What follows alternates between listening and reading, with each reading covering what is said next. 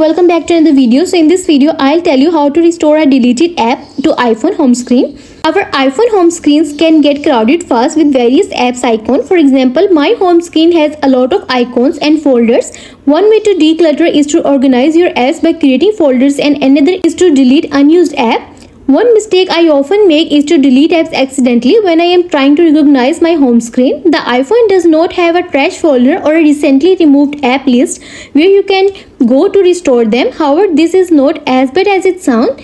It is really easy to bring back your recently deleted apps. Store an accidentally deleted app to iPhone home screen. If you have removed an app, it probably exists in the app library. The app library is located on the last screen on your iPhone, and you can reach it by swiping right to left past all of your other home screens.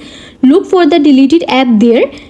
The app library is organized into different categories, and you can also use the search function located at the top. Once you find the app, touch and hold it, then tap Add to the home screen.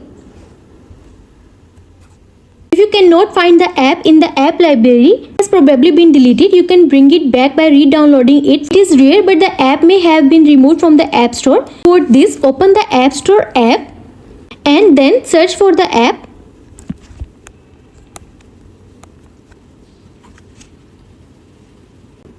And then tap the re-download button, which looks like a cloud with an arrow. The app will be downloaded and installed again, and then you can see it on the home screen. And you are done. I hope this video will help you to restore a deleted app to iPhone home screen, and also let us know in the comments below if you have any questions. Thanks for watching. See you in the next video.